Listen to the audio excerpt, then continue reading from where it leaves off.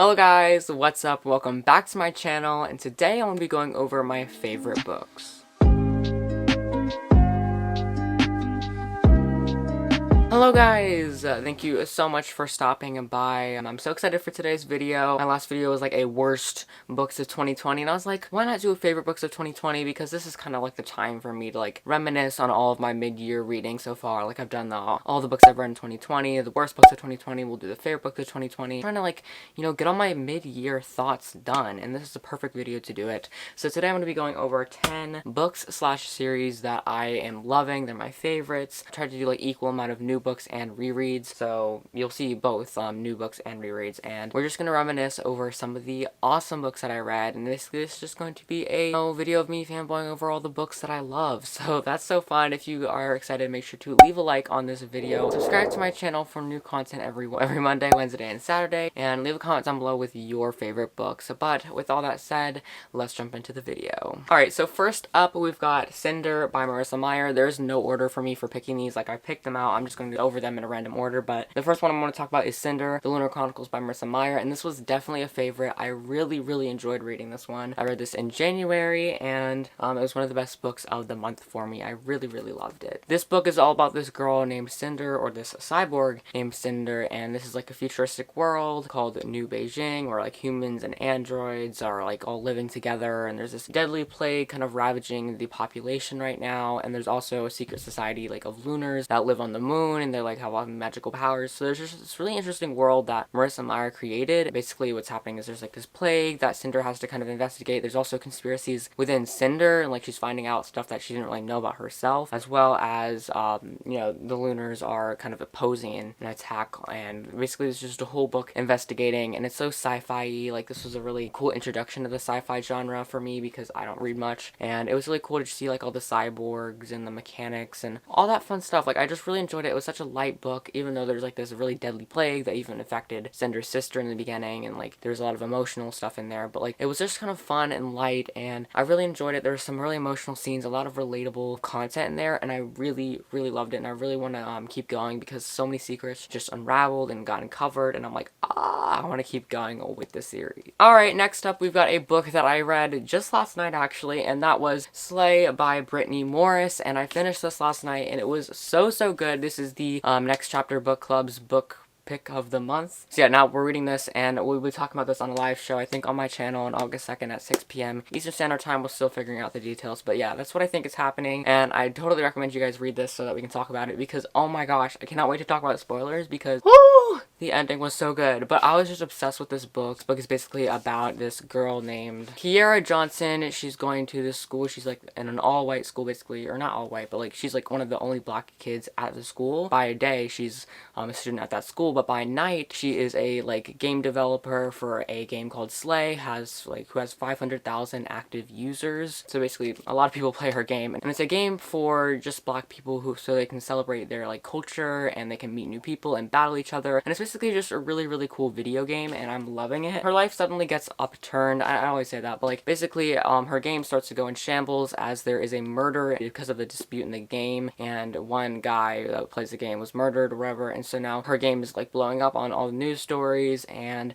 she's getting called out for being like anti-white and like discriminatory and stuff, because white people aren't allowed to play the game, and it's just a lot of crazy stuff that happens. And then there's like this troll that is like threatening to take over the game. It's really interesting, and just when that problem started, it was amazing. I was obsessed. Like around page 120 the murder happened, and so I was really like looking forward to reading it, but the start was a little slow because it took 120 pages for the problem to start. So yeah, I would just love to see a little bit more of a quicker start, but the ending, or like the middle and the ending, was so great. I'm just so excited to talk more about this on the live show. I can talk about this for hours. It was amazing. I loved, the racial topics, and just like the interesting, contemporary, refreshing, light, and quick read. I totally recommend Slay by Brittany Morris. Alrighty, next up we've got Scythe by Neil Shusterman. I've talked about this quite a lot because this is like my favorite new book of the year. I am just absolutely in love with this book, and I cannot wait to continue the series. This book is basically about humans have solved death, they've solved hunger, they've solved, like, you basically cannot die in this world, and the only way for you to die is to get killed by one of the Scythes. So there's a select population of Scythes in this world, and their job is to cool down the population so that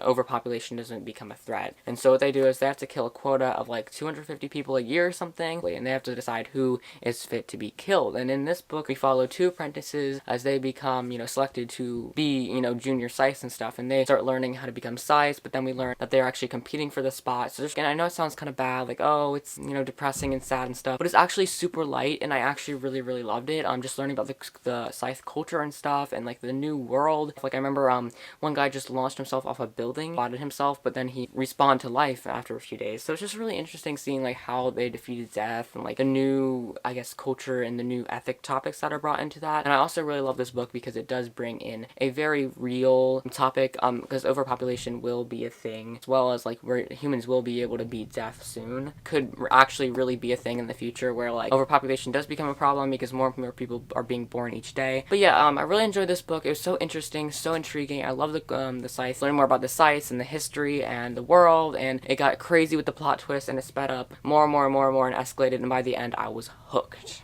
Alrighty, next up we've got Harry Potter, because the first time I've read the whole series. Like, I've read Harry Potter a lot in the past, but it's kind of new to me because I've never really read the full series, and so I finally did that this year. Quick disclaimer, I am not in support of J.K. Rowling at all and her transphobic tweets. We do not stand that. I'm sure you have watched a million different 1,000 videos on Harry Potter, so I'm not going to explain it. But I really, really enjoyed this book and the series. Again, it was the first time I read the full series, and I just got a lot more hooked with the different conspiracies and secrets. And by the end, like, everything was twisted up so much. I love the characters and growing attached to them. Especially loved, like, the Weasley mom, like Miss Weasley. She was the best. I don't know what, that's so random, but I just love Miss Weasley. And I loved seeing, like, how Harry Potter, Hermione, and Ron grew up. And I think this is going to be, like, a new thing that I have to do. Like, I have to read every single year. I have to read Harry Potter along with Lost Cities and Unwanted. It's like, I'm reading so many great series that I have to keep on rereading and rereading and rereading. But yeah, I just love this book so much. Harry Potter really has to hold a special place in my heart. The wizardry, the magic. I just want to, be at Hogwarts. I love the repetitiveness of going back to Hogwarts every single year, and I love the coziness and the feel of magical Hogwarts, and it gives me,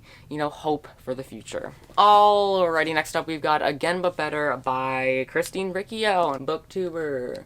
She's amazing. Anyways, Christine Riccio wrote this amazing book that I know a lot of people hated. Unpopular opinion, I love this book. It's basically in a contemporary where Shane wants to, like, redo her college life. She has, like, no romance. She has no fun in college. She's just doing it for work. She has no friends. Like, she has, like, this awful college experience. So she basically books it. She's, like, she creates this whole fake pre-med program so that her parents will be happy with her decision of, like, going to London. But in actuality, she's pursuing a creative writing program, and she's gonna get an internship, and she also wants to meet some guys, and there's this one guy that she has a crush on. She has to score the guy. She has to go off on vacation, have fun, and like travel London and Europe and all that kind of fun stuff. It was an amazing book. I loved the aspect of, like, trying to be more social, and, like, I just kind of, like, it had really great messages of, like, trying new things, having a second chance, and do what you're passionate about. I was so happy with this book and the messages that it carried, and you can just see Christine is such a passionate person as a booktuber and an author. She's just so inspirational to me, and, like, I really aspire to be her, and so, like, this is just a really inspirational book. It moved me beyond comparison. The characters were so relatable and funny and quirky, and I just loved everything about this. Alright, next up we've got my first ever audiobook that I absolutely loved, and I will move over here, and it was To Best the Boys by Mary Weber. To Best the Boys was my first audiobook that I ever listened to, like, from the start to the finish, and I enjoyed it so much. Back to what I was saying, it was my first audiobook that I've ever listened to.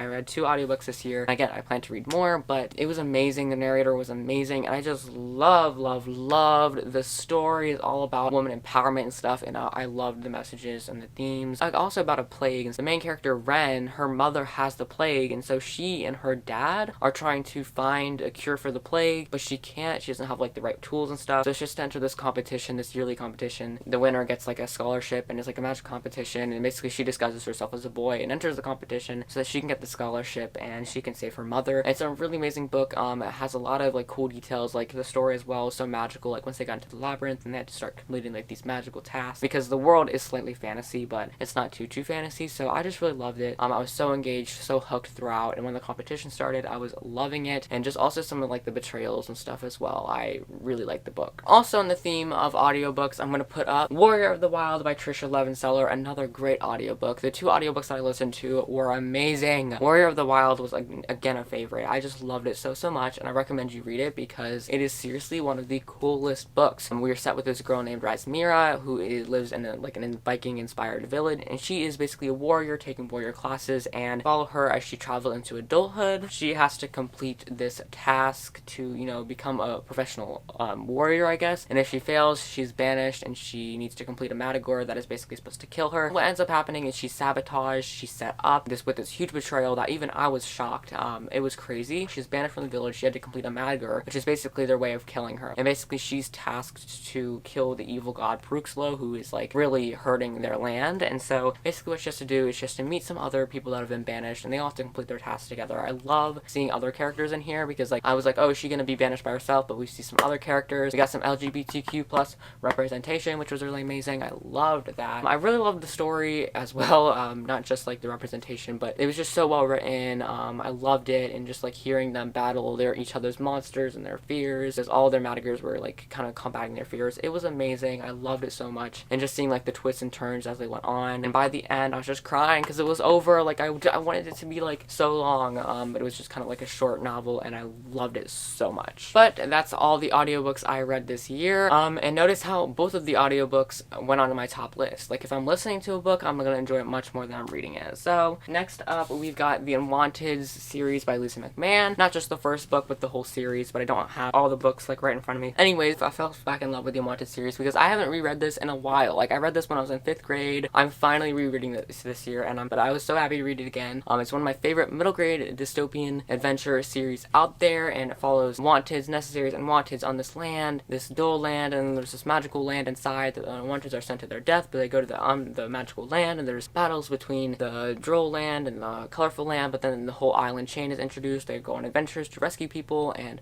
political struggles and complex details, and, like, this is just much more than a middle grade for me. It's so amazing, and just trying to understand it all. It's so much and so creativity and so imaginative, and Lisa McMahon is a wonderful author full of ideas and creativity, and I just love her so much. Next up, we've got the Hunger Games trilogy by Suzanne Collins, but I loved it this time around. I mean, especially because when I get educated, I notice more, I pick up on things, and I just love how powerful and emotional this series is. It had me hooked. I love it so much. Basically, it's about these 12 districts surrounding a negative capital. They have to send in their kids to the Hunger Games, and Katniss gets picked or gets selected or volunteers herself to become the part of the Hunger Games, and it just turns into, like, a whole revolution against the capital and the districts, and they all have to kill the capital. It was really good, and I'm so excited that I reread it again because I didn't realize I was so obsessed with it. It's literally the best book out there. Like, whoo! It's just amazing dystopian. It's my favorite dystopian out there. It just gives me life. It gives me emotion, and if you want to hear more of my thoughts on the Hunger Games series, I'll leave it up there. I just can't talk about it for too long, but I am obsessed, and I literally talked in that video for 20 minutes because just everything from the writing style to the characters to the emotion to the powerful to the relativityness of it was amazing, and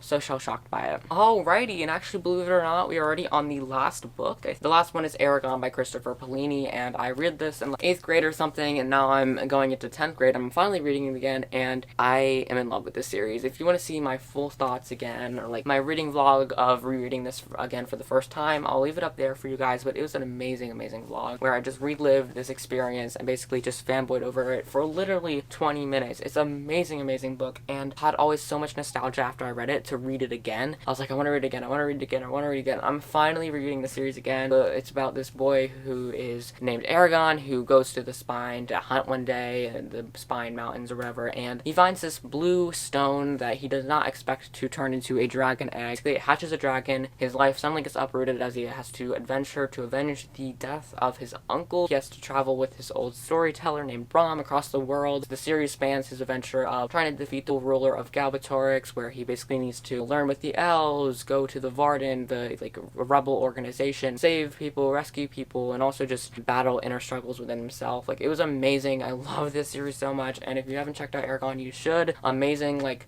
detailed high fantasy adventure. I love this series so much. I could talk about it forever, but alas, I just don't have the time. And we just finished this video. We talked about all the books we needed to. Those were my 10 most favorite, best books of 2020. I love them so much. But if you guys like this video of me basically just fanboying over amazing books, make sure to leave a like on this video. That's one of the best ways to support me. Also make sure to subscribe to my channel down below for more content every Wednesday. Why do I start with Wednesday? Monday, Wednesday, and Saturday. I'm doing a lot of content, and I'm also planning a live stream next week, next Saturday. I'm gonna have to solidify that on my calendar. And yeah, just make sure to subscribe and turn on the notifications so you get notified when I go live or when I publish videos. It's really amazing to see your wonderful faces in the comment sections. I love it. Make sure to comment down below with your favorite books. Also, make sure to check out my last video up there, the worst books I've read in 2020. That was a really fun video because I don't normally talk about bad books. Make sure to watch some of my older videos or watch any of the videos that you've missed. I would really appreciate that. And yeah, I'll see you guys on Monday for my next video. Love you guys so